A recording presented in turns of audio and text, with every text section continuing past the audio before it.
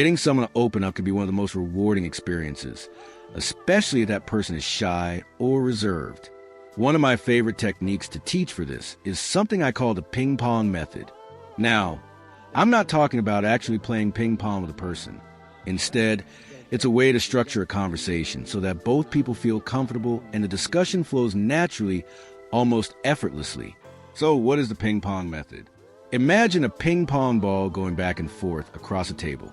In a conversation, you are on one side and the person you want to get to know is on the other. The conversation moves like a ping pong ball, bouncing between questions, answers, and comments. You ask a question, they answer.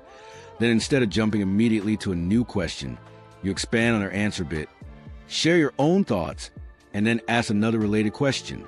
The conversation keeps flowing, naturally building connection and rapport. It's a simple idea, but when used mindfully, it can transform even a short chat into a meaningful conversation. One thing to remember, when using this method, you're not conducting an interview. A list of rehearsed questions without commentary will feel robotic and awkward. The other person wants to get to know you too, and they want to enjoy the conversation. The ping pong method ensures it's a two-way street. Let me give you an example of what not to do. Suppose you ask, "What do you do for work?" And they reply, "I work as a bartender at Highland." "What about you?" A poor response would be, "I'm a barista. Do you have any pets?" That completely jumps to a new topic and misses an opportunity to build a connection over a shared subject. Here's how you use the ping pong method correctly. You respond with something related to what they just said, add a bit of your own input, and then ask a related question. For example, "I'm a barista and I love Highland. You guys make the best cocktails. What's your favorite drink on the menu?" Notice how this keeps the conversation focused, shows that you listen, and demonstrates common ground or interest.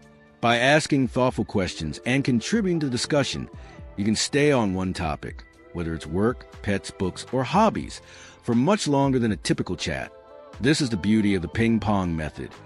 It lets the conversation naturally expand while helping people feel heard and understood. Of course, there are a few other techniques that complement this method. Use humor where appropriate. Maintain natural, not forced, eye contact. Remember to use the other person's name and display confident body language. These elements, combined with thoughtful questions, make people feel comfortable and open up more easily.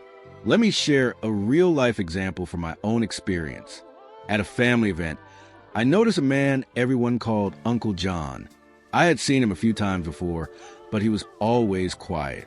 I couldn't tell you anything about him, except that he looked like he rode a motorcycle and worked at a truck manufacturing facility.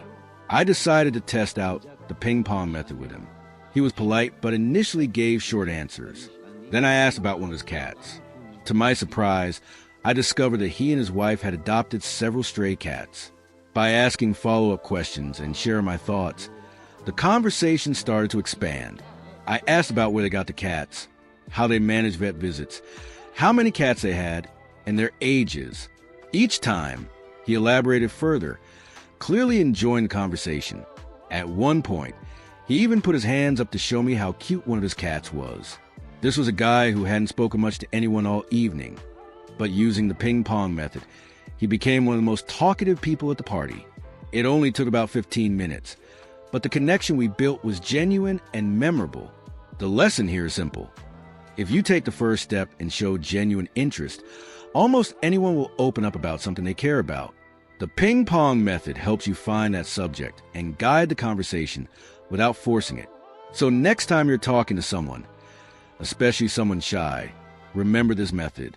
Ask a question, listen, add your perspective, and ask a related follow-up. Keep the conversation bouncing back and forth like a ping pong ball, and you'll likely be surprised by how much people will share. If you want to learn more about social skills and other practical techniques, I recently created a 4-day brain boot camp where I send 4 videos on 4 important topics. One of the videos focuses specifically on social skills, including some dating tips. You can sign up for free and get all 4 videos by enrolling below.